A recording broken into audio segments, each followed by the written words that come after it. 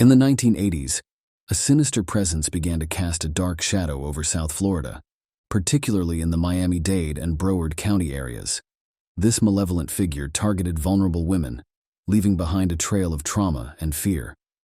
Despite his anonymity, his method of operation remained consistent and horrifying. He would infiltrate their apartments, armed with a sharp object, often obscuring his face or theirs with a cloth, typically a pillowcase. His modus operandi included menacing threats, not only against the women, but also their loved ones if they dared to call for help. Once inside, he would restrain his victims, ransack their possessions, leaving them utterly defenseless, and subject them to unspeakable violations. All his victims shared eerie similarities. They lived alone, were attacked during the night, and the perpetrator seemed to possess intimate knowledge of their routines and apartment layouts. One survivor, identified as Catherine, recounted how the intruder had rifled through her wallet, knew her address, and even her name, instilling paralyzing fear in her. South Florida became a place of dread and apprehension as he continued his reign of terror. As fear gripped the community, the media was quick to broadcast news of this monstrous assailant lurking in the shadows. The situation was dire, and law enforcement realized they needed to act swiftly. Task forces comprising highly skilled and determined officers were established across the two counties.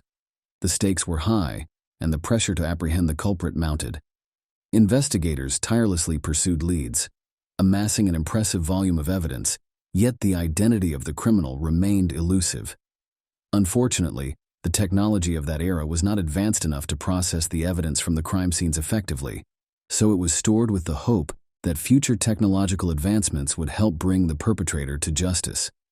However, a glimmer of hope persisted in the form of a rare O-blood type subgroup.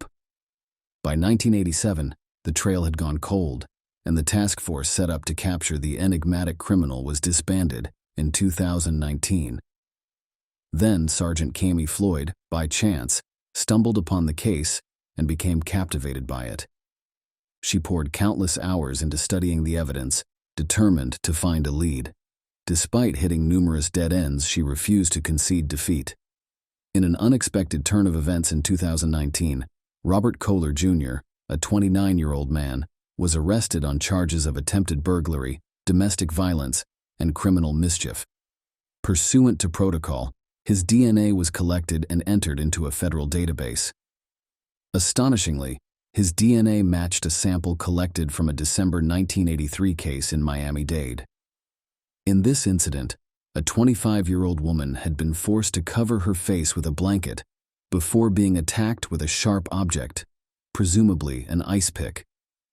Remarkably, she survived the assault, but there was a startling twist. Robert Kohler Jr. had not even been born at the time of the crime. This revelation implied that the perpetrator in the 1983 case was related to him, most likely his father, Robert Eugene Kohler.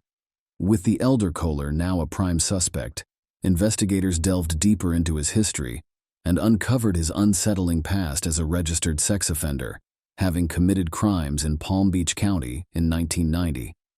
He had been sentenced to probation but violated it, leading to a 120-day jail term. However, because DNA collection was not mandatory at that time, no DNA sample had been obtained from him.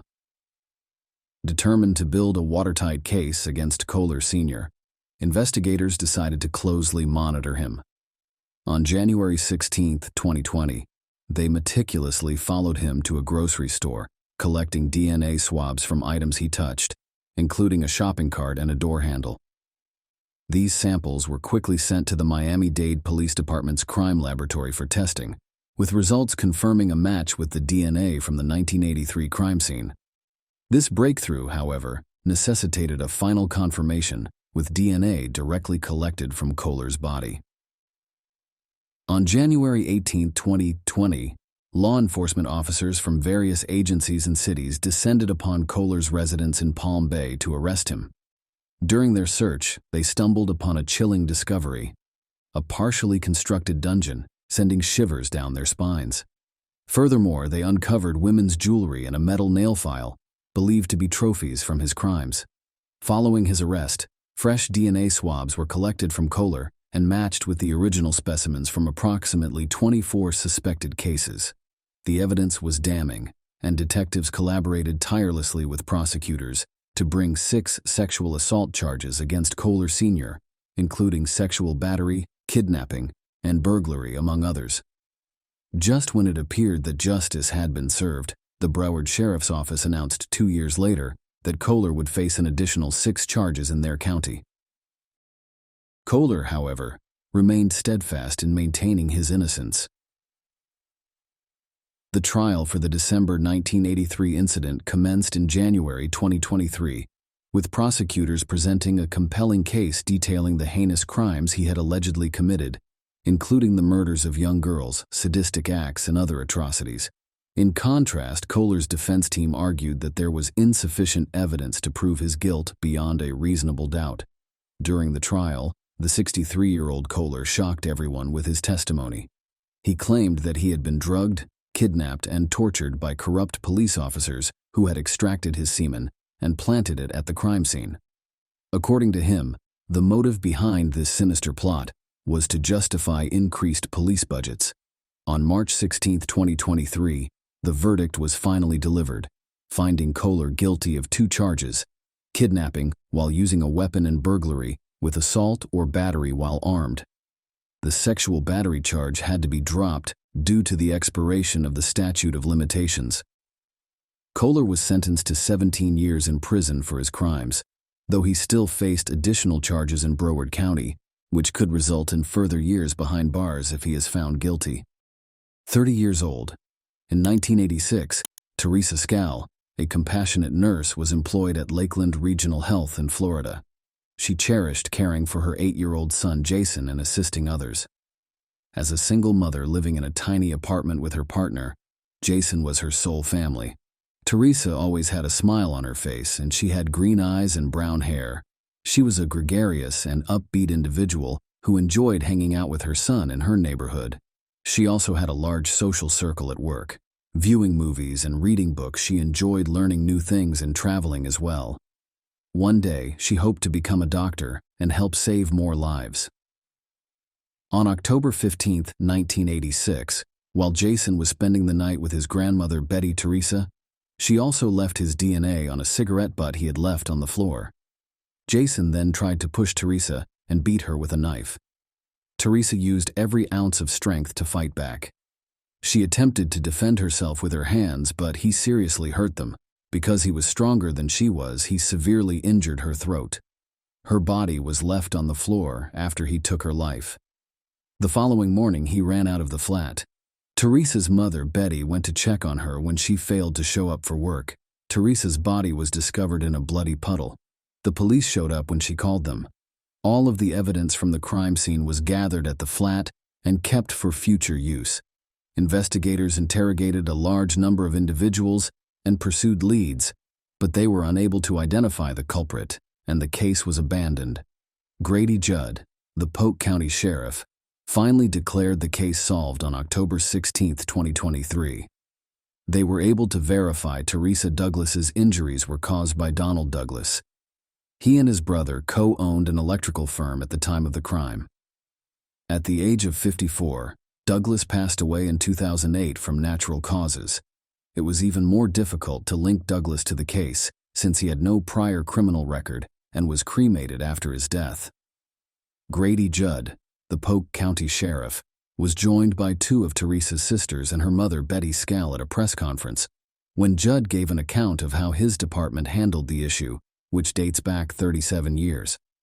Douglas lived directly behind the duplex, according to the sheriff judge, and although detectives spoke with him and other neighbors at the time, they never thought of him as a doubtful. According to the judge, Douglas had no visible wounds, and there was no basis for the detectives who initially looked into the case to accuse him. Judd surmised that Teresa killed herself because Douglas tried to get close to her, and she rejected him. Judd clarified that in the early 2000s, the FBI's national database was searched, using DNA samples acquired from the crime site and the agency. However, due to technological advancements, no matches were identified, indicating that the perpetrator's DNA had not been recorded. Judd gave investigator Matthew Newell credit for spearheading the endeavor. After taking up the investigation in 2015, Newell promised Teresa Scal's family that he would not retire until he had found the criminal. He also placed a picture of Teresa Scal on his desk in an effort to solve the case. Newell collaborated with AM, a Texas-based business that specializes in creating genetic samples from crime scene evidence, utilizing DNA that individuals voluntarily provide through 23andMe and other publicly accessible programs. The business assisted in constructing the suspect's family tree. Douglas's third cousin, who had conceived a child outside of marriage, was the target of one strike. What Polk County Sheriff Grady Judd called an extramarital affair in 1949 turned out to be a new branch in the family tree. According to AM spokesperson David Nutting, it was the 106th solution to an unresolved issue that had been made public. He added that after identifying Douglas as the culprit, there are an estimated 330,000 unsolved cases in the U.S. thanks to AAM's DNA study. His kid was approached by sheriff's investigators, who requested a sample of his DNA. The judge stated that he provided complete cooperation and was horrified to discover that the presence of Donald Douglas's blood at the crime site was verified by a sample. Pam's hue first and foremost, Teresa was a beautiful and incredibly caring lady, according to Teresa's sister. Our family did not deserve this, and neither did she. She continued by saying that she attended respiratory school, began her career as a nursing assistant at the bottom, raised her arm and felt incredibly proud. Never have I seen someone so proud. She said, "I did it, Pam." And a month after we had this, she passed away. Discourse. I hope that knowing who did this now will reassure everyone. In addition, I would like to encourage future victims by saying, law enforcement don't give up. As long as they don't give up, neither do you. As a warning to current stalking victims, Lyskaff, Teresa's other sister, claimed that although Teresa could not completely describe her neighbor, she did disclose that she had some uncomfortable experiences with him. Teresa had informed us about an unsettling neighbor who had visited her home. He had a rather stalker-like appearance, as if he had plucked a flower from the ground and slapped it into a pot. She had told us about him, but she never gave us a description, so if anyone is acting strangely, especially women, don't just tell your sisters, tell them what he looks like. Betty Scaff said, "All I want to say is I am 84 years old," as she seized the microphone. "I want this to be finished. That's probably why I lived a long life." Nestled in the heart of Knoxville, Tennessee, lies Buck Tom's Park. It may not have been the largest playground in the city, but it held a special place in the hearts of many families. For those seeking a tranquil escape from the urban hustle and bustle, this park was a haven. During the day, the sounds of children's laughter and the creaking of swings filled the air, creating a joyful atmosphere. However, as the sun set, the park's serenity took on a different tone. Buck Tom's Park, under the cover of nightfall, often transformed it into a sacred sanctuary for some, where they indulged in forbidden vices away from prying eyes. Yet, it was on a fateful evening, April 13th, 1984, that this peaceful setting was shattered by a gut-wrenching discovery that would leave the entire community in shock and turmoil. What was uncovered among the trees and playground equipment that day would haunt the memories of those who bore witness to it. The unfortunate discoverer of this horrifying scene was none other than a young girl from the neighboring community. She was innocent-hearted and inquisitive, and she had been playing near the park when something caught her eye: a lifeless body. As she cautiously approached the motionless figure lying amidst a pool of crimson, a shiver ran down her spine. The woman's face was concealed, buried in the dirt and leaves, but even from her vantage point, the child sensed that something was terribly wrong. With her heart racing, the young girl edged closer, only to be confronted by a sight that would scar her for life. The woman's clothing was disheveled, and her body bore gaping wounds. The sight of a shattered knifey, with its blade and handle lying ominously nearby, sent shivers down the girl's spine. The brutality of the scene was almost unbearable, even for a child with innocence still in her eyes. Overwhelmed by fear, she ran towards the nearest adult, her voice quivering as she described the gruesome scene she had stumbled upon. Horror and panic gripped everyone who heard her account. The community was jolted into action, rallying concerned citizens who immediately contacted the authorities.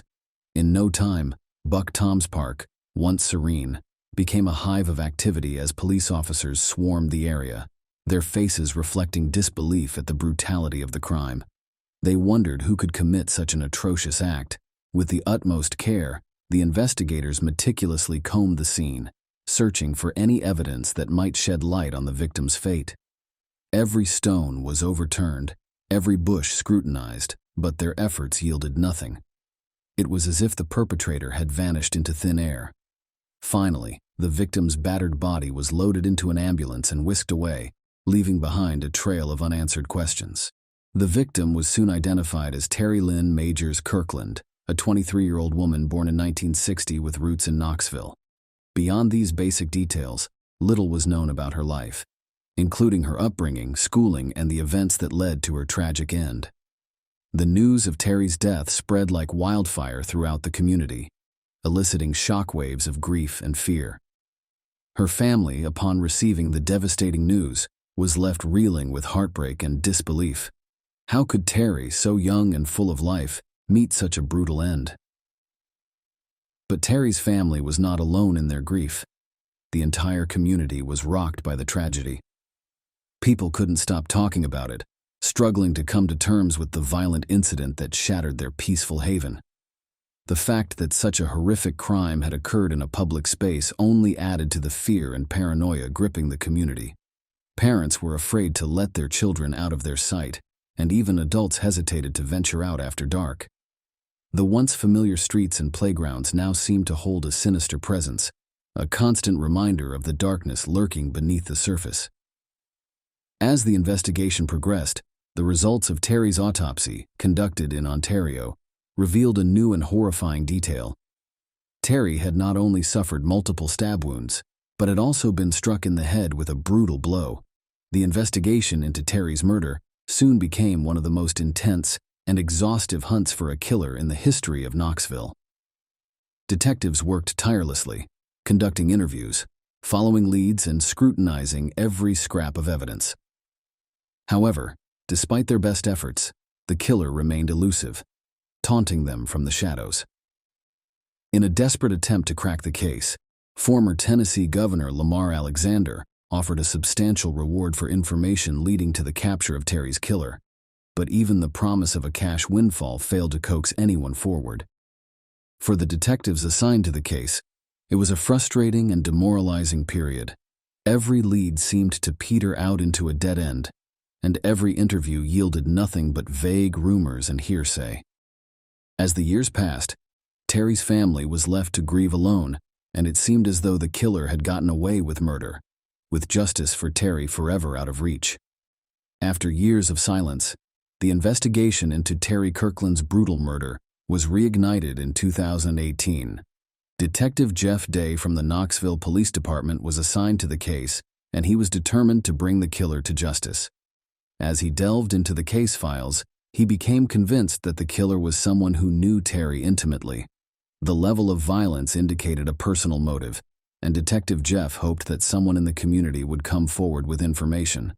In that year, they had a strong suspect, but couldn't reveal their identity just yet. As the investigation continued, the people of Knoxville wondered if justice would finally be served for Terry. February 2023 marked a month of new beginnings for the Knoxville Police Department as they launched a brand new homicide unit. This unit was unlike any other, comprised of a team of highly skilled and experienced investigators dedicated to solving some of the city's most heinous and brutal crimes.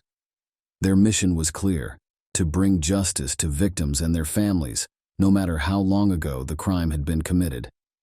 The homicide unit wasted no time getting to work, and one of the first cases they took on was the unsolved murder of Terry Lynn Majors Kirkland. The case had remained cold for decades, but this new team of investigators was determined to find the killer and bring them to justice. They painstakingly reviewed every piece of evidence, re-interviewed witnesses, and followed up on leads, all in the hopes of finally unraveling the mystery of Terry's death. In March 2023, the Knoxville Police Department made a long-awaited announcement that sent shockwaves throughout the community. Less than a month after its formation, the newly established homicide unit had cracked Terry's murder case. While the authorities refused to divulge the identity of the suspect or the method used to identify them, they did confirm that the suspect had passed away in 2021. The District Attorney General's office had also deemed that there was enough evidence to prosecute the case if the suspect had been alive. The community experienced mixed emotions, relief that the case had finally been solved, yet frustration that the person responsible could not face justice. For Terry's family and friends, the announcement brought a sense of closure and peace after years of unanswered questions and grief. While the details of the investigation remained shrouded in mystery, the fact that the killer had finally been identified and held accountable offered some measure of solace. Perhaps one day the police will decide to share more about how they cracked the case, but for now the community can rest, knowing that the homicide unit achieved a remarkable feat in a short time. In the tranquil and idyllic region of Victoria, Australia, which has long been renowned for its peace and quality of life, a shocking act of violence shattered the tranquility on March 18, 1992. Geelong West, a part of Victoria, boasts a harmonious blend of residential and commercial areas, offering convenience and comfort to families and professionals, while being in close proximity to stunning beaches and major cities. It is an area that prioritizes relaxation and well-being. However, the serenity of this neighborhood was disrupted when a heinous crime occurred, targeting 29-year-old Annette Stewart within the confines of her home on Hope Street. Annette Stewart, born in March 1962 to Roy and Margaret Stewart, was a woman who had built a life for herself. She had 2 children, a 10-year-old son named Aaron and a 13-year-old daughter named Jacinta. Tragically, these children were left alone when their mother's life was brutally taken from her. Annette was employed at the Winchester Ammunition Factory in Point Henry, but little information about her personal life was available to the public. To her children, Jacinta remembered her as a loving and ever-present mother. Annette had a vibrant personality and a wide circle of friends who cherished her deeply. She was brimming with energy and positivity, making her sudden and untimely demise all the more devastating. Just 2 weeks before her 30th birthday, on March 17, 1992, Annette concluded her workday at approximately 4 p.m. She then went shopping in Geelong with 4 male friends, creating pleasant memories with them. After returning home, they enjoyed a leisurely tea together. However, it was after her friends departed that Annette found herself alone in her house on that fateful day of March 18th. The following day, a friend who had been Annette's former flatmate stopped by. Seeing her car parked outside, he entered the house with the intention of meeting her. Little did he anticipate the horrors he would encounter within those walls. Instead of a warm reunion with his friend, he discovered Annette's lifeless and unclothed body. A cruel electrical cord cruelly tightened around her neck. He immediately alerted the authorities, setting in motion a thorough police investigation. An autopsy of Annette's body revealed that she had suffered head injuries and had been strangled in a horrific and brutal manner, making strangulation the cause of her death. During the initial stages of the investigation, the police faced a dearth of leads, and the case eventually went cold. It wasn't until 15 years later, in 2007, that a coroner named Ian West identified Annette's co-worker, Craig Cameron Rogers, as the primary suspect. Rogers had remained a person of interest throughout the investigation due to the accounts he had provided to the police. Annette's sister, Gillian Stewart, expressed her relief at the discovery and noted that it aligned with their expectations. However, no charges were filed against anyone at that time, and the police continued to explore potential suspects and leads without success. In a desperate bid to unearth a substantial lead, the Victoria Police Department offered a reward of $1 million to anyone who could provide pertinent information regarding the case. This reward offer came in January 2020, and it led to a significant breakthrough. Detectives from Victoria and Western Australia began to connect dots between murder cases, and they ultimately arrested a 52-year-old man named Darren John Chalmers in Perth's Wembley area. Chalmers emerged as a prime suspect in the disappearance and subsequent murder of a 59-year-old woman named Diane Barrett in Medina. Chalmers, when confronted, admitted to his guilt in the case of Diane Barrett. He disclosed that after having a meal at Diane's place, which was his neighbor, he lured her to his house for tea and then brutally attacked her. He injected her with methamphetamine, strangled her with his hands and a metal bar, and inexplicably discarded her lifeless body in a remote brushland.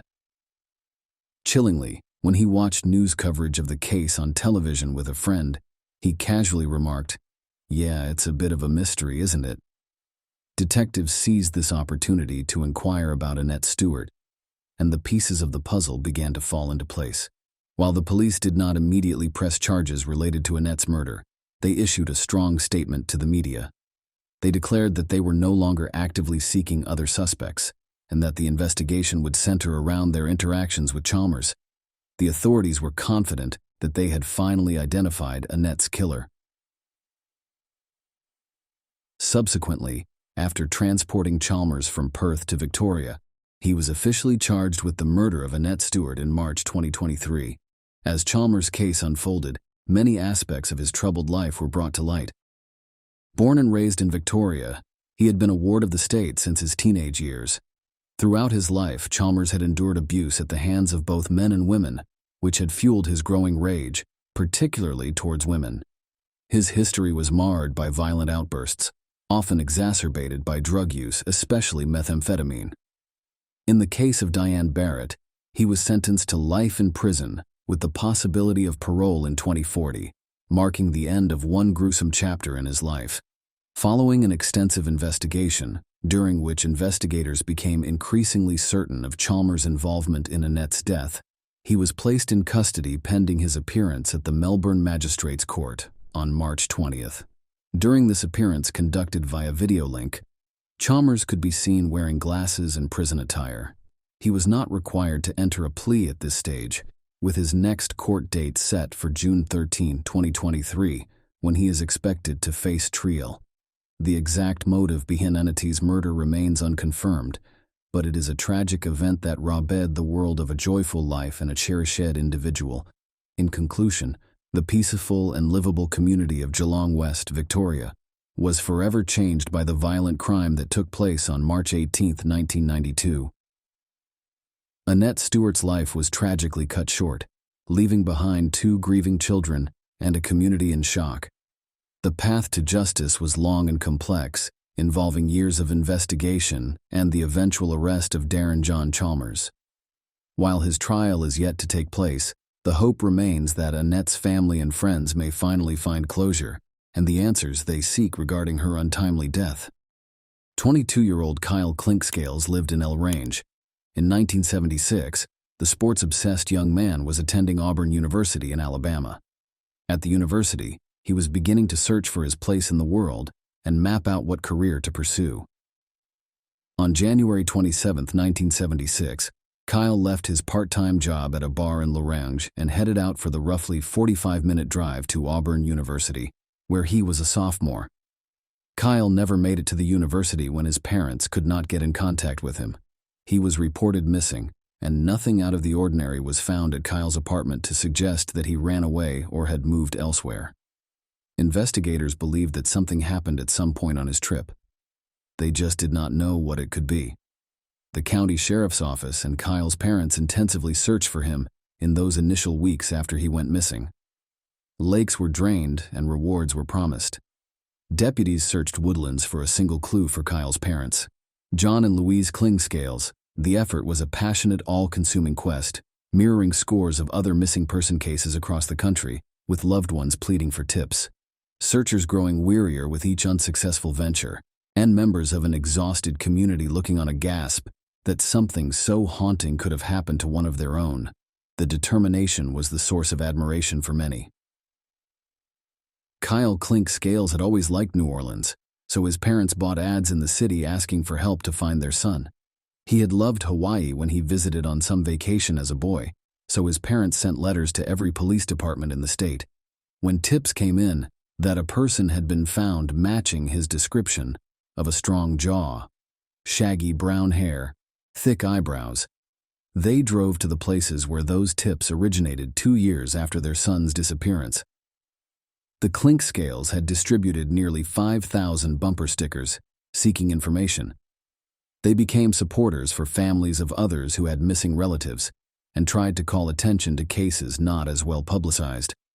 The Clink Scales were among those invited to the White House in 1985 to meet with President Ronald Reagan about ways to address the issue of missing and exploited children in their home, the same one where Kyle Clink Scales had been raised, and that was decorated with pictures of him, smiling in and wearing a bow tie. His parents' drive to find their son would sometimes give way to fatigue. In an interview in 1978, John Clink Scales expressed unease. Maybe he said his son, who did not really like college, felt like he was a financial burden on his parents. Instead of dropping out or sharing his feelings, he might just have wanted to make it easier on us by disappearing. Every time Louise and John Clink Scales left their home in LaRange, Georgia to search for him, one of them would leave behind a note if their son returned while they were gone. They wanted him to know that a lot had changed since he was last seen in 1976. They loved him, so the Clink Scales would write, and there on the dining room table was a spare car key for him. Both John and Louise Clink Scales submitted their DNA samples to investigators for testing in case their son's remains were ever found. Sadly, John Clink Scales passed away in 2007. Louise passed away in January 2021 at the age of 92. A driver in Seta, Alabama, about 30 miles southwest of LaRange, was on a 2-lane road on December 7, 2021, when he saw the hatchback of a rusted vehicle sticking out of the creek and called the authorities. It was a 1974 Ford Pinto poking out from the creek. There were human remains inside the rusty car and about 50 skeletal fragments encased in the mud. It was not clear what allowed the car to become visible from the road after all this. In February 2023, the Georgia Bureau of Investigation confirmed that the remains belonged to Kyle Clink Scales. The creek where the car was found in Chambers County, Alabama, outside of LaRange, was never searched because the road would not likely have been Kyle's main route to Auburn, though it might have been an alternate one. Aaron Hackley, the coroner in Troup County, Georgia, said that it might take investigators months to determine the exact cause, if they can pinpoint one at all given the age of the remains. M. Hackley said when she got the call from investigators that the remains had been identified. She called Kyle's Aunt Martha Morrison, who responded with relief and regret that his parents were not alive to hear the news. Patricia Chuka Bender gave birth to her only child, Susan Robin Bender, on November 27, 1970, in Modesto, California. She passed away on April 25, 1986. At 15, Susan left her family's house to spend the weekend with friends in Carmel by the sea. To get to the Greyhound bus station at 10th and G Street, she strolled. Susan ran into friends while she was waiting for the bus. She informed them of her coastal excursion and her intention to return in a few days. After their conversation was over, Susan made a call at the depot payphone. A full-sized olive green 1977 Ford van arrived 10 or so minutes later. Susan entered the car. Susan was last observed at this location. In the 1980s, it was not unheard of for a 15-year-old to have so much freedom. Bender, Pat. When Susan didn't return her usual phone call to her mother, she assumed that her daughter had arrived safely in Carmel and was enjoying herself with her friends. On May 1, 1986, her mother reported her daughter missing, which worried her. Investigators quickly concluded that a horrible thing had occurred to Susan. A detective revealed to the neighborhood publication, "There is concrete evidence that suggests Susan Bender's disappearance was the result of foul play." The same newspaper was informed by Susan's mother that although Susan had fled home twice previously, she had always returned rather quickly. She claimed that before she vanished, things had been going well between us, and that she had shown no signs of planning to flee. She said that Susan's phone book, clothes, and diary had been discovered in the possession of an unidentified male person of interest. His ownership. Pat went on, "I fear a man who the police questioned, but never arrested, attacked her. Despite having a lot of circumstantial evidence against him, they chose not to arrest him. The police always believed Susan was not missing her own voice." Detective Richard Ryow, who was assigned to the case until his retirement in 2000, told a newspaper in 1987 that he thought Susan was most likely not alive anymore in 1999. Susan's mother said in an interview that the police said there is little they can do without a body detective. Commented in that same year, "Susan Bender just fell off the face of the earth." What is really strange about this case is that nothing has ever come up about her in all these years, and no one has ever come forward with any information about what happened to her. Also in 1999, Lauren Herzog and Wesley Shermantine, two childhood friends from Linden, California, targeted young women in and around the nearby Stockton area. There was some speculation that perhaps Susan was one of their victims. Many of their victims have never been identified. Authorities did not know if the men had anything to do with Susan's abduction, but it is possible, as she vanished in the time that they were busy with their evil deeds. Susan's disappearance fit their modus operandi for victims, but despite years of investigation into Herzog and Shermantine's crimes, there had never been a link to Susan's case. They went on a spree in the 1980s and 1990s, taking the lives of several females, and may have had more than 15 victims in the meantime. Remained unsolved for nearly 4 decades, investigators spoke to family and friends who fought to keep Susan's story alive. Sandy Silveria, a friend of Susan, commented in 2021, "Where is she? What happened to her? Whoever did this, they have to be held accountable." In October 2021, the Modesto Police Department announced that they reopened the case in the hopes of finally locating the long-lost teenager. The department said in a statement that in reviewing this case, "We identified potential areas of opportunity that may assist in moving this case forward. This includes the use of advancements in technology. Given the circumstances of the crime, we also believe there may be individuals previously unidentified who may have pertinent information surrounding Susan's disappearance." Modesto's cold case investigators were hoping that the many years since Susan's disappearance had increased witnesses' willingness to speak out. The police department said in a statement in 2022 that it is important to remember that Susan was a child with a family. Unfortunately, that family has gone 36 years without closure or justice. It is our job as an agency to assist in providing some level of closure, with the ultimate goal of getting justice.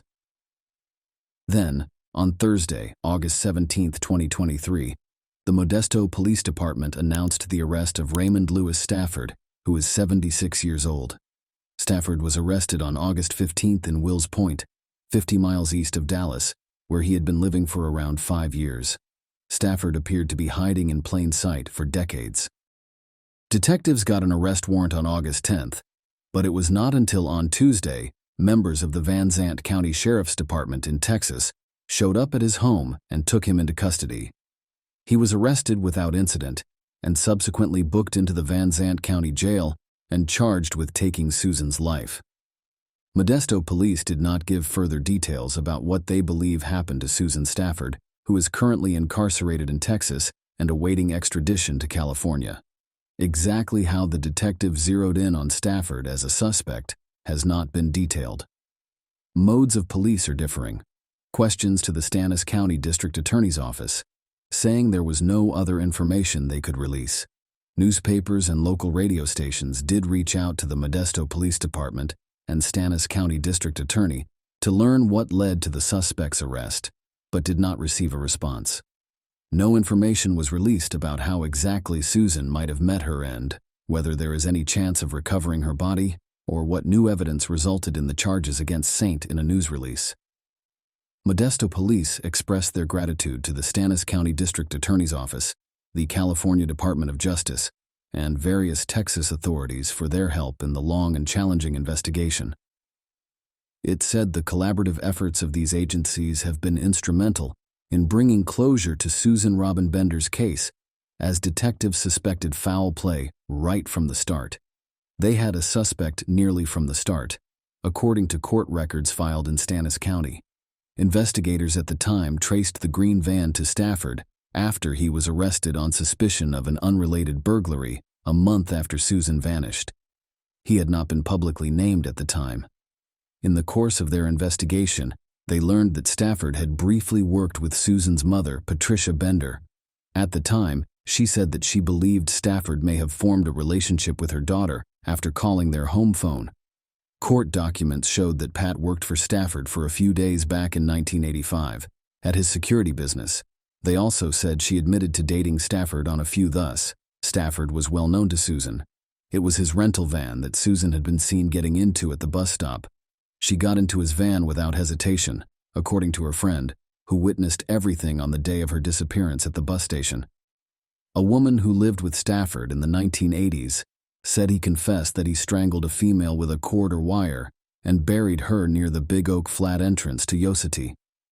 He said, according to court records obtained, that he drove to a campground near the Big Oak Flat entrance to Yosemite National Park and dug the grave less than a year after Susan disappeared. Stafford, then 38, ran for Modesto City Council. He was asked by the local newspaper about his criminal record, but told the paper in July 1985 that it was a result of him being in the wrong place at the wrong time.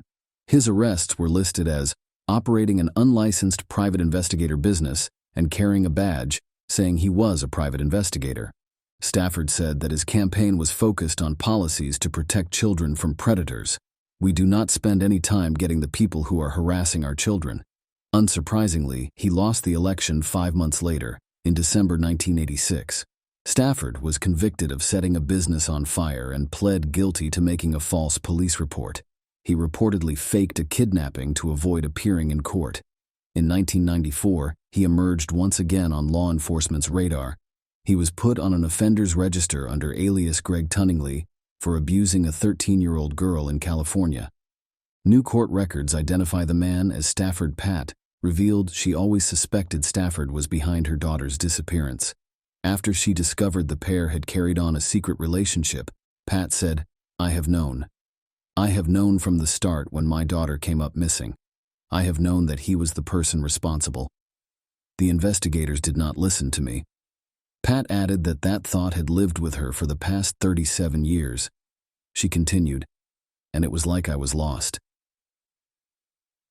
People talking about their grandkids and their kids. Pat said the memories of her 15-year-old daughter were what kept her going. She remembered Susan as outgoing, funny, and just an average teenager trying to figure out where she fits. Pat never lost hope, but the quest to find her daughter was agonizing until now. She said she has had to lean on her faith. She stated, "I'm grateful. I'm glad that the system has finally decided to step up and do something instead of having me wonder if those closest to Susan hope to learn where she is in hopes of giving her the farewell they always felt she deserved." Now in the final act, her mother says the one thing she has never wrestled with is forgiveness toward Stafford. "I know this is going to sound kind of strange, but I have forgiven him for what he did to my daughter. I really have, because I would not want to carry that with me for the rest of my life." Pat said this arrest has lifted a dark cloud from her shoulders. "Now I am not looking forward to how the trial will play out. I just want Susan's body found." On October 6, 1982, at 4:30 a.m., a hiker discovered a man's remains close to Natural Bridges State Park in Santa Cruz County. Investigators discovered that someone had been robbing the unidentified man of his life for 41 years. The case remained unsolved until AM Labs entered into a significant collaboration with a developing forensic-grade genome sequencing company. AM is the first private laboratory in North America designed specifically to use forensic and crime scene evidence to create human identification. AM received a DNA extract from the victim's bones from the California Department of Justice, and they are working on cases similar to this one all over North America with great success. AM measured the amount of DNA that was actually present by performing what is known as a suitability analysis on it. AM Labs can examine hundreds of thousands of DNA markers, which facilitates the process of tracing more distant ancestors and retracing one's lineage back to the direct family. In this instance, the victim's family was identified through genealogy. The FBI then became involved, and once they had a suspicion as to who it might be, they were able to confirm that identity through the use of some fingerprinting. After making that crucial connection, law enforcement was able to identify the body that had been known to investigators for so long as John Doe. The public was informed in October 2012 that 28-year-old Rodney's remains were found there. The date of Allen Rumsey. Rodney's birth is May 25, 1954. Sacramento, California was his home. AAM Labs Director of Account Management Michael Vaughan stated that while the case involving the unidentified human is still ongoing, they are currently looking into a completely different matter. Decades of family members impale the detectives and have an impact on the community. We celebrated, and it felt great, and now we move on to the next one. Rodney had a tattoo of a skull and a red rose with 3 leaves on his left forearm. The skull featured red around the eye sockets, 3 red-tipped feathers protruding from the head, and black braids. Santa Cruz Police spokeswoman Lieutenant Karina China. Authorities said that although there is still much work to be done, they will make an effort to get in touch with Rumsey's family. In Fontana, California, a city nestled within San Bernardino County, boasting a population of over 215,000 residents. This city is renowned for its steel mill and the California Speedway, offering not only an industrial landscape, but also a variety of parks and recreational activities for its inhabitants to enjoy. However, beneath its seemingly ordinary facade, Fontana holds a chilling secret, one that unraveled with the mysterious disappearance and murder of a man in 1988. On the morning of June 8, 1988, Angel Martinez, a 27-year-old man, awoke before the sun had even graced the horizon. His day began like any other, as the dedicated owner of Arrowwood Apartments in Fontana. Angel's responsibilities included collecting rent from his tenants, and on that fateful morning, he gathered a bundle of cash rent money, ready to carry out this routine task. Little did Angel know that this seemingly ordinary transaction would be the last of his life. As the day progressed, Martinez inexplicably vanished, leaving behind a community in shock and distress. The kind-hearted owner of Arrowwood Apartments had disappeared without a trace. His wife reported his sudden absence, and a frantic search began immediately, with friends, family, and authorities alike eager to discover his whereabouts. The mystery deepened when on June 17, 1988, Angel Martinez's abandoned car was found in the parking lot of a Duarte bowling alley. This discovery only raised more questions, as there was no sign of Angel, and his car yielded little in the way of evidence. 3 days later, in the desolate expanse of the Arizona desert, a grim revelation was made. A lifeless body, buried in a shallow grave, was unearthed and identified as Angel Martinez. However, the scant evidence found at the scene and in his car offered few leads. Investigators faced a perplexing puzzle, with foreign DNA on Angel's clothing being one of the few tangible pieces of evidence. It became increasingly apparent that this heinous crime was likely an inside job, but the identity of the mastermind and their accomplices remained shrouded in uncertainty. Determined to unravel the truth, Fontana Police Department Detective Catherine Clark devoted herself to the case, knowing that justice must be served, no matter how long it took. With unwavering dedication, Detective Clark delved into the enigma surrounding Angel Martinez's disappearance and murder. Through exhaustive interviews with Martinez's neighbors and colleagues, a mosaic of the events of that ominous day began to take shape. It was revealed that Angel had scheduled appointments with several individuals, none of whom he met, as he inexplicably vanished. Beyond this, investigators struggled to glean further insights, and the case eventually went cold, haunting them for 35 long years. Yet their determination persisted. After meticulously reviewing evidence and conducting numerous forensic tests, a breakthrough finally occurred on March 1, 2023. The Fontana Police Department filed murder charges against Kelvin Keith Emmons, a 63-year-old man whose DNA matched the foreign DNA discovered on Angel Martinez's clothing. An arrest warrant was issued, igniting a spark of hope in the prolonged quest for justice. On March 5, 2023, in a determined pursuit of justice, law enforcement officers traveled to Wisconsin, where Emmons resided. With the assistance of the DePere Police Department, the moment that had eluded them for decades finally arrived. Kelvin Keith Emmons was apprehended, marking the end of years of anguish and uncertainty for Angel Martinez's grieving family. Emmons now awaits extradition to San Bernardino County, where he will stand trial for the murder of Angel Martinez. The resolution of this cold case stands as a testament to the tireless dedication of law enforcement officers and investigators in their relentless pursuit of justice for victims and their families. Fontana Police Chief Michael Dorsey lauded the unwavering efforts of all those involved in cracking this case, from the cold case detectives to the district attorney investigators. In a heartfelt statement, he expressed his gratitude for their relentless commitment to bringing justice to the Martinez family. This case serves as an inspirational reminder that one should never give up on unsolved cases, even when decades have passed since the crime occurred. The Fontana Police Department shared this sentiment on their Facebook page, emphasizing that justice can still be achieved, regardless of how much time has elapsed. The story of Angel Martinez's murder, the perseverance of those seeking the truth, and the eventual resolution of this chilling case exemplify the enduring pursuit of justice in our society. On Sunday, November 15, 2015, a family living on Farley Lane near Lillian in Baldwin County, Alabama, made an unexpected and shocking discovery on their road. Authorities discovered a vehicle with Devin Deshawn Kennedy of Pensacola, Florida, still inside it. She had been fatally shot by law enforcement.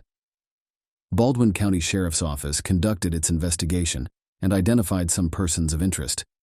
However, Lieutenant Andrew Ashton from their office informed us there was no concrete evidence supporting them and no potential link between any one person and another, and justice being served at that moment. However, this wasn't sufficient evidence against them being any sort of suspects in any capacity. On April 19, 2023, 32-year-old Dakota Darnell Herring was arrested for stealing Daza's life and was brought before a judge for trial on April 21, 2023. At this hearing, he informed them he had served 7 years in a federal firearms prison sentence and therefore would now need to make court appearances to face his accusations. Herring had just completed serving his prison sentence when Baldwin County investigators identified him as their primary suspect, according to Lieutenant Andrew Ashton. As soon as his term ended, Herring was released. At that time, Escambia County held him for any charges they might be facing against him, and he was shuttled between Escambia County and Escambia County while we awaited for Escambia County to address any issues related to whatever charges it had against him in order to release him to Alabama. Daza and Herring may have known each other, which was likely the reason behind their robbery attempt. Further evidence points towards another location for shooting to have taken place. Lieutenant Ashton served as chief investigator on this case during 2015. Being able to bring news of this arrest and release it to family of the victim was truly fulfilling and gave me immense satisfaction. Since this case had been in limbo, I believe there was some relief and hope that as time goes on, more details will surface. We are happy with what information is currently available about Dakota, and I'm glad we are taking steps forward with our investigation. Ashton mentioned that at Dakota Herring's bond hearing, District Judge Bill Scully set bond at $150,000 in order to satisfy his release conditions.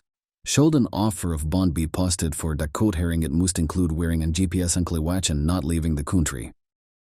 Krista Martin was living alone on South Osage Street in Wichita, California, when tragedy struck her life on November 5, 1994. This apartment complex had recently become her new home. Krista Getz had been missing since she could no longer contact her family members. On October 2, 1989, police visited Krista's house to check on whether she was still living and discovered her corpse there. She suffered blunt force trauma to the left side of her head and was also attacked, but investigators could not locate the weapon used. Fingerprints were collected at the scene of the crime as evidence that it may have been present during any stage of this crime. DNA testing and CODIS systems were not readily available. However, evidence was preserved during the investigation process. Police reported a domestic disturbance near Krista's house about 1 week prior to her death that involved threats being made against her life and property. Police were unable to link Krista's murder between 1990 and 1992 to this incident. A case detective submitted information to an FBI crime lab in hopes of identifying potential suspects. However, this failed, and the investigation remains open. In 2009, DNA evidence was submitted for analysis to the Sedgwick County Regional Forensic Science Center, which produced an alleged suspect profile without any matches to any CODET database. In 2020, the police department of Wichita utilized cutting-edge technology and requested assistance from the FBI in reviewing DNA evidence collected since 1989. They joined forces with OM to determine whether advanced DNA testing could assist them in identifying an attacker. OM Laboratories of Woodland, Texas, was used to conduct DNA tests on evidence collected by forensics, creating a complete DNA profile of the suspect in question. Once this process was successfully concluded, this DNA sample was sent over to the FBI's forensic genealogy team in order to generate new investigative leads. In 2021, a group comprised of a witch cold case detective and an FBI special agent embarked on a mission in Alabama and Arkansas, alongside federal agents from Maryland. Tasked with conducting extensive interrogation sessions and gathering additional evidence in order to solve the case, their task consisted of conducting rigorous interrogation sessions and gathering any additional evidence they might require to solve it. By April 2023, it had become apparent that Paul Hart was an individual to investigate after it was learned he died in an automobile crash in Memphis, Tennessee, in March 1999. In June of 2023, a Witch Police Department detective and FBI special agent traveled to Arkansas, where they collected additional DNA samples taken from family members of Paul Hart for further analysis through tests. Their investigators confirmed their suspicion that Paul was indeed responsible for Krista's murder. Mullen noted that by spring 2023, we had identified an individual family via genetic genealogy. Their core family has no known connections to witches. They weren't witches. In fact, they came from Arkansas. I asked what the link between witches and these individuals was, since none lived nearby, and what could possibly be behind this connection. Together we started investigating their family tree. As we explored their family tree, we came across one individual who lived among witches in 1989. After Krista Martin's murder in October, that individual left them and returned home, without leaving any records behind of themselves, or knowing anything more about themselves, or where he may have gone next. No information could be found regarding him at that point in time. Krista's relatives have been asked if this name sounded familiar. There was no doubt when the initial investigators reviewed their investigation file in 1989 or more recent investigations. No mention was ever made of this person by anyone involved between then and now. Krista Martin lived nearby. Her body was later discovered 6 houses away. Vander Mullen pointed out that had this been someone from Krista's social circle, it could have been discovered more quickly.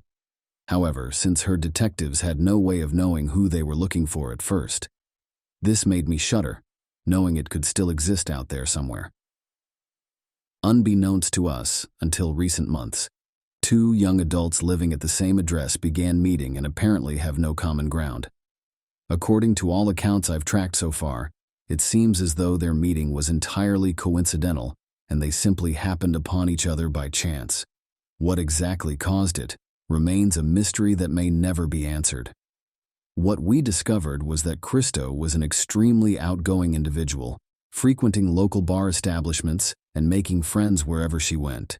Krista would often accept rides home from new acquaintances whom she had just met, inviting them all over to her home afterwards. Vander Mullen expressed confidence that this case will demonstrate his department's willingness to handle cases until they no longer require being handled by Mark Bennett, the county district attorney who also attended. He stated that after police presented details regarding Paul Hart to Bennett, he was able to ascertain charges would be brought in his event of his survival, thus concluding the case. Law enforcement officials shared with me their work on the investigation, and once they had obtained as much evidence and drawn all possible conclusions using help from the Forensic Science Center, they reported it back to me as they would any other case. After hearing all the evidence and information compiled as well as conclusions drawn based on DNA analysis, it became apparent to me that I would have pursued this case had the suspect been alive to file charges against him. Ember Moore, Martin's niece, thanked all the investigators and volunteers involved in solving the mystery at a press conference held today.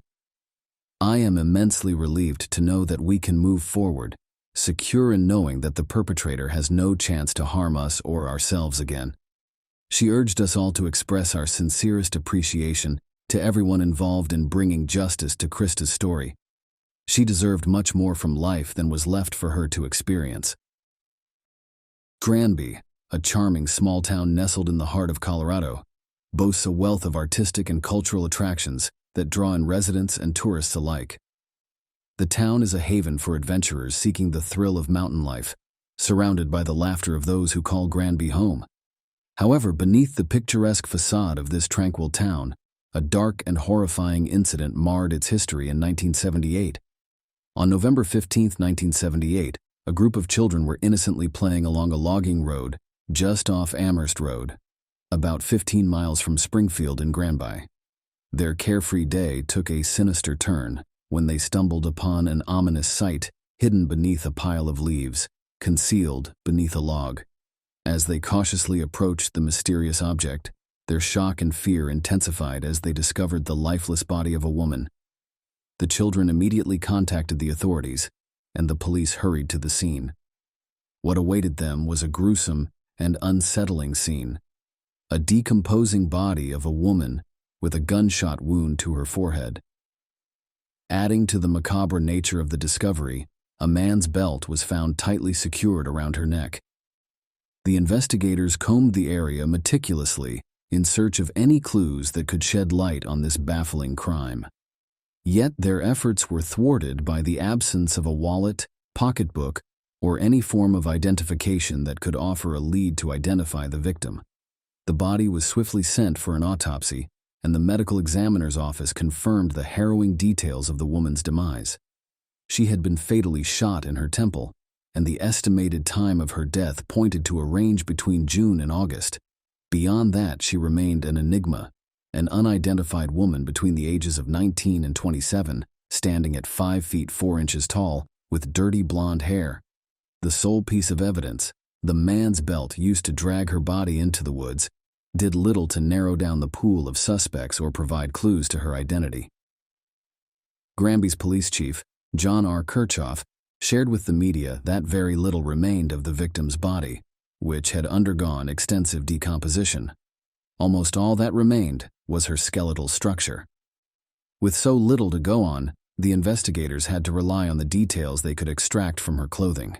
She wore a blouse, blue jeans, and shoes, all sized 14 to 16, indicating a chunkier build.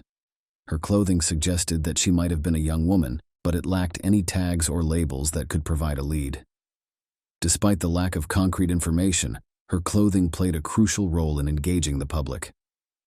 The most significant detail was the short-sleeve pullover blouse, size 14, adorned with a green swan embroidered on the front and a green imitation suede collar. Additionally, a gold ring adorned one of her fingers, possibly a wedding ring. The authorities scoured recent missing persons reports to find a match but came up empty-handed.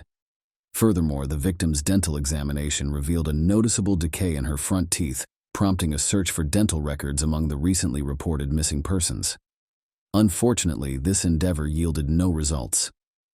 The location of the discovery off Amherst Road near Route 116 raised the possibility that the victim might have been connected to one of the 5 colleges accessible via this route. The investigators delved into this avenue of inquiry, scrutinizing the student records of Mount Holyoke College in South Hadley, the University of Massachusetts, Hampshire and Amherst colleges in Amherst, and Smith College in Northampton. Regrettably, no reports of a missing female student match the victim's description. As their leads dwindled, a glimmer of hope emerged when a motel operator contacted the authorities, believing that the description of the victim's body matched that of a woman who had checked into their establishment in early 1978. Promptly, the police located this woman, who was still alive and in good health. The mystery of the unknown woman persisted, and she became known as the Granby Girl. Over the years, sporadic leads would surface only to fizzle out, leaving the Granby Girl's identity shrouded in obscurity. In September 1998, nearly 2 decades after her tragic death, a group of Granby residents gathered at her resting place in the cemetery. They raised $500 to replace the wooden cross marking her grave with a permanent marker bearing the inscription, "Unknown, November 15, 1978, in God's care." It stood as a poignant symbol of a community's enduring care for an unnamed woman, whose hopes, dreams, troubles, and anxieties remained forever concealed from the world. Fast forward to 2021, and a new ray of hope illuminated the case. Detectives reached out to Othram Laboratories, a Houston-based corporation specializing in forensic genealogy. Through their expertise, a DNA profile was successfully constructed for the Granby Girl. Detectives reached out to Othram Laboratories, a Houston-based corporation specializing in forensic genealogy. Through their expertise, a DNA profile was successfully constructed for the Granby Girl. When compared against the national database, it yielded a match to a woman residing in Maryland. Astonishingly, this woman revealed that her aunt had disappeared in the 1970s and was willing to provide more information about her aunt's disappearance. The trail led to Matthew Dale, who shared a pivotal connection to the Granby Girl. He disclosed that his mother, Patricia Ann Tucker, had gone missing in 1978 when he was a mere 5 years old. The police explained the circumstances surrounding the Granby Girl, and Matthew agreed to provide his DNA sample in the hopes of finding his long-lost mother.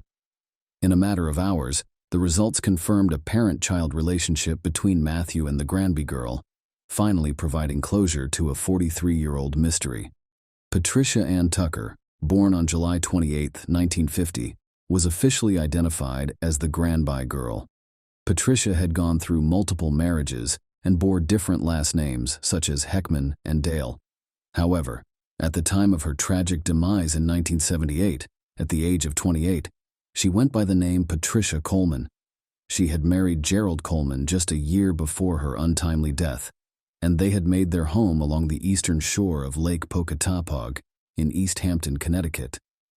Following her disappearance, many in her family speculated that she had fallen in with a dangerous crowd, and some believed she had entered a witness protection program. For Matthew Dale, the son who had grown up amid a cloud of uncertainty and rumors, the revelation of his mother's fate came in his 30s. At a press conference, First Assistant Northwestern District Attorney Stephen Gage expressed gratitude for the breakthrough in identifying the victim. He commended Othram Laboratories for their remarkable technological advancements in DNA analysis. However, he emphasized that the investigation into the murder would not rest until the perpetrator was brought to justice. While they lacked direct evidence, Gerald Coleman, Patricia's husband at the time of her death, was considered a person of interest.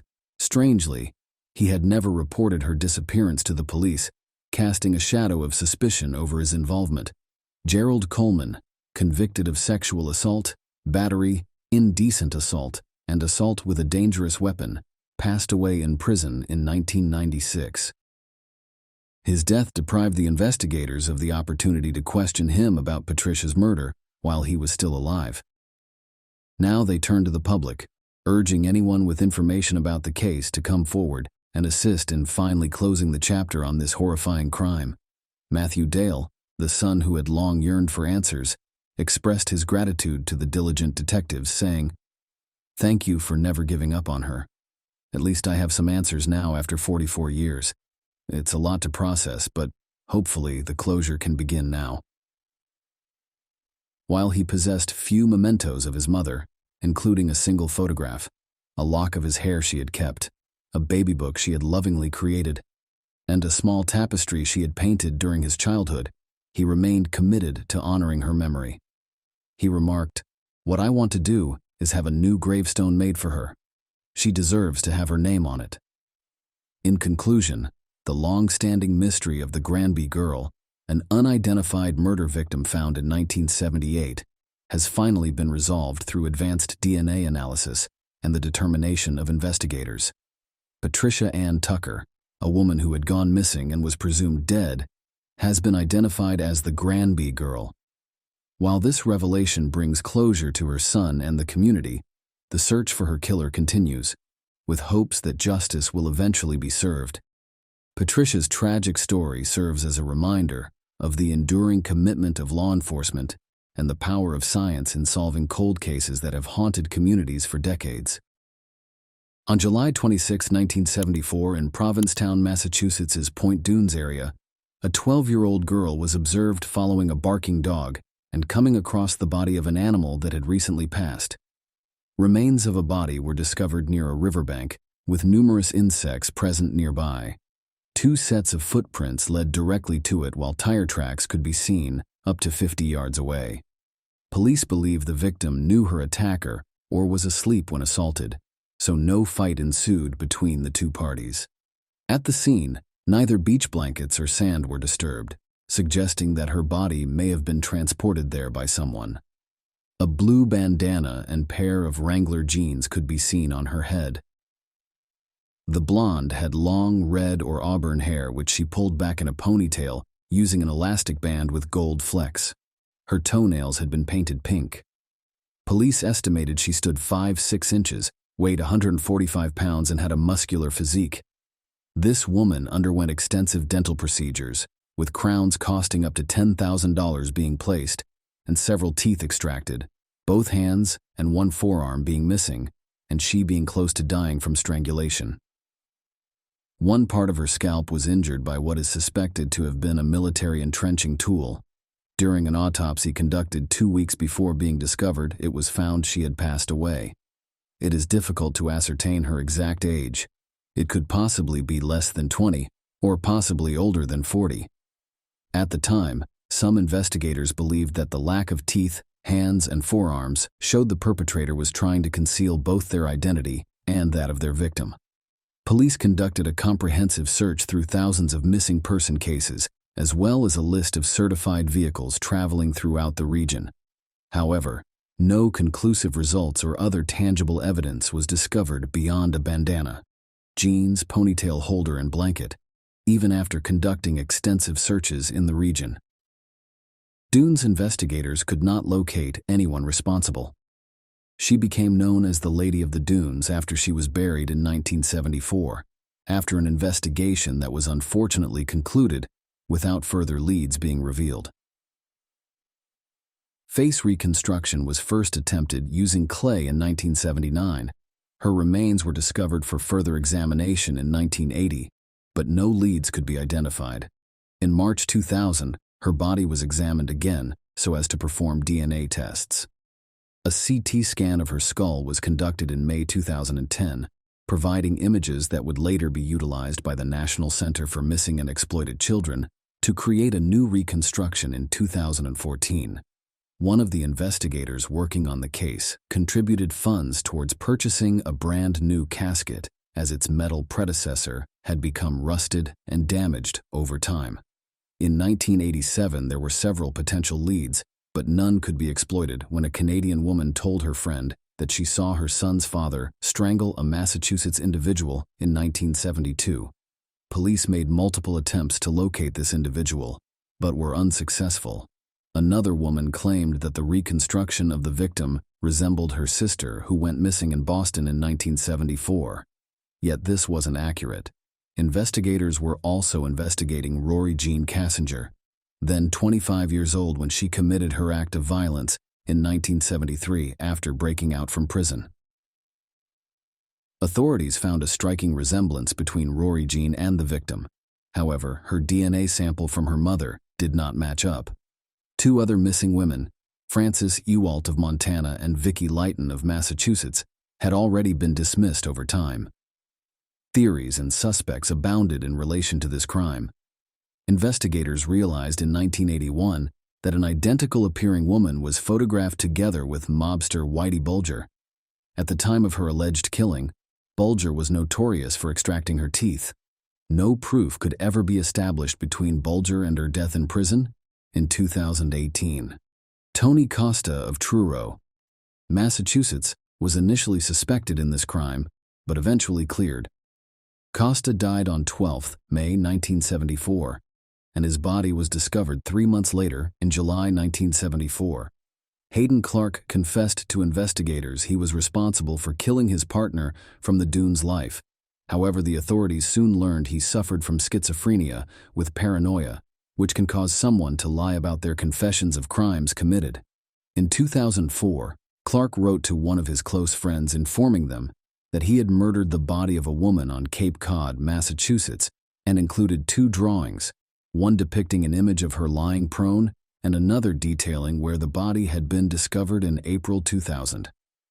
Clark led police to an area he claimed he had murdered 2 individuals.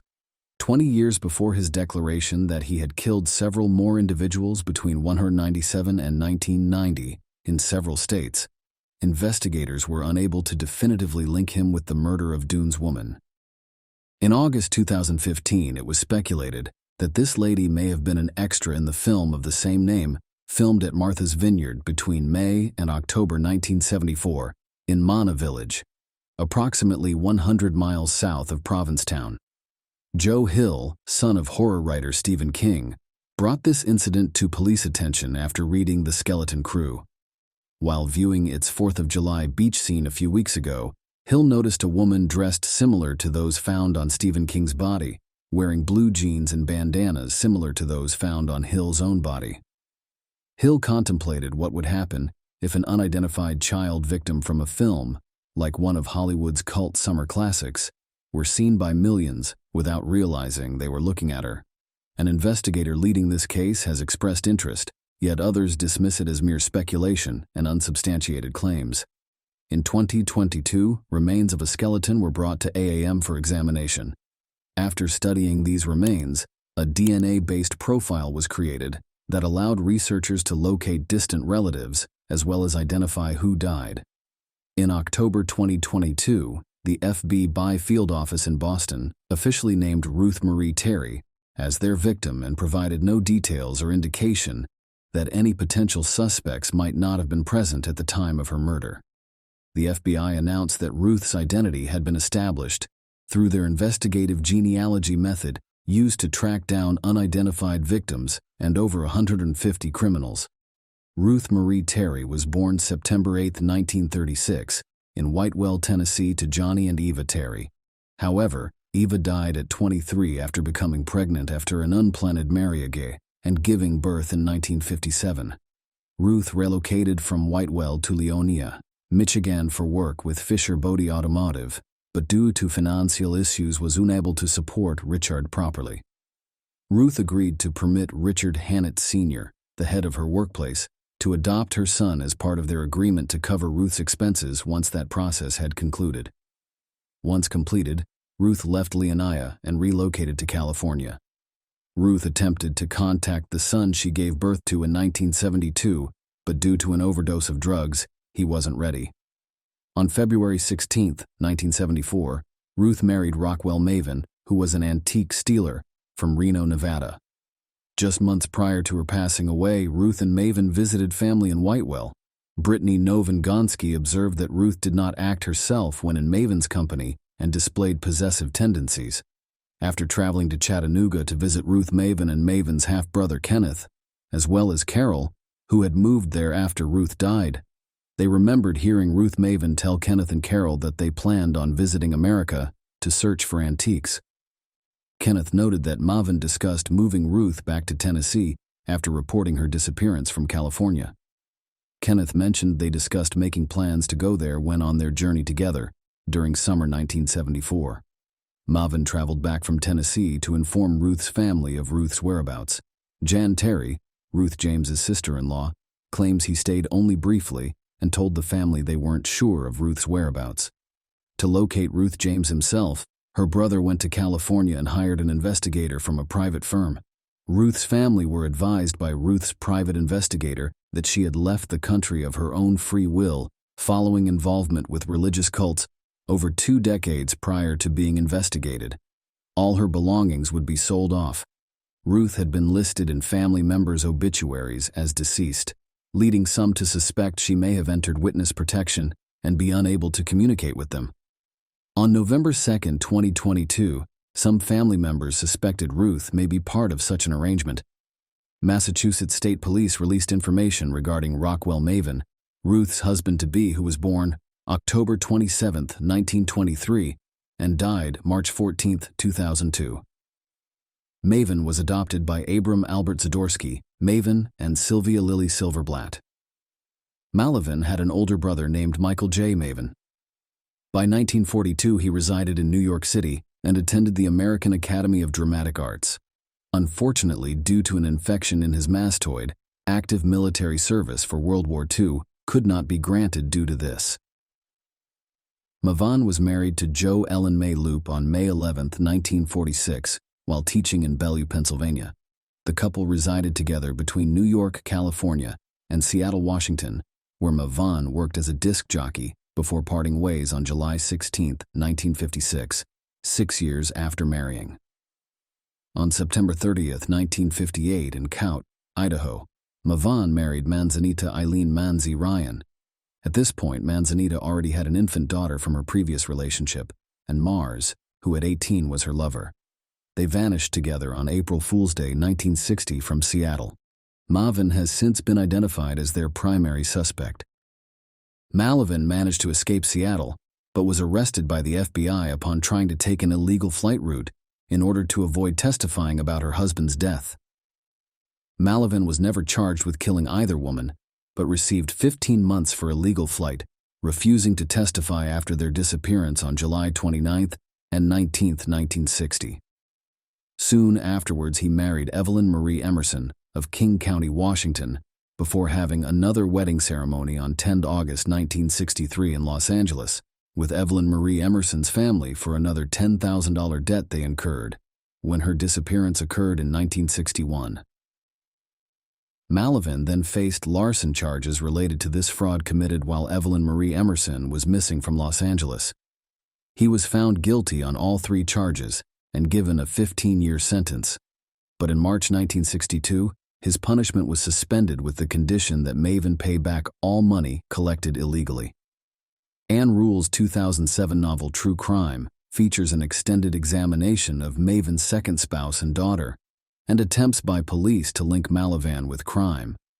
Malavin was named as a key suspect in both the murder of Henry Lawrence Redbeard, a 28-year-old bread truck driver, and in the disappearance of Barbara Jo Kelly, 17, in June 1950.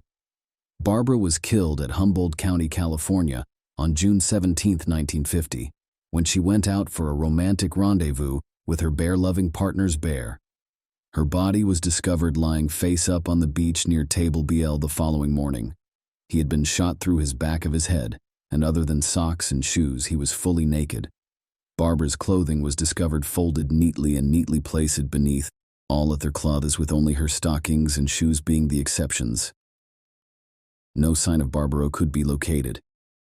Malavin relocated to Chur, California, an isolated community near Celanese around 1985. According to his article, and has not been heard from or seen since then.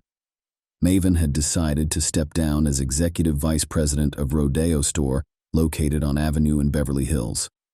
According to an article, he was employed by radio station Kazoo in Pacific Grove as a volunteer host of a 3-hour weekly call-in show about growing old, changing priorities, and adapting. Additionally, he worked at a shop selling tobacco in Carmel. According to his death notice, he passed away peacefully at home in Salinas following a long illness. Born in Santa Fe, New Mexico, and described as an artist, painter, poet, actor, his spouse Phyllis Malavin survived him, along with Joan, who owned Towers of Salinas. On August 28, 2023, Cape and Islands District Attorney Robert Galbois released a statement explaining that following their investigation, it has been concluded that Maven was responsible for an incident which took place with M. Terry in 1974.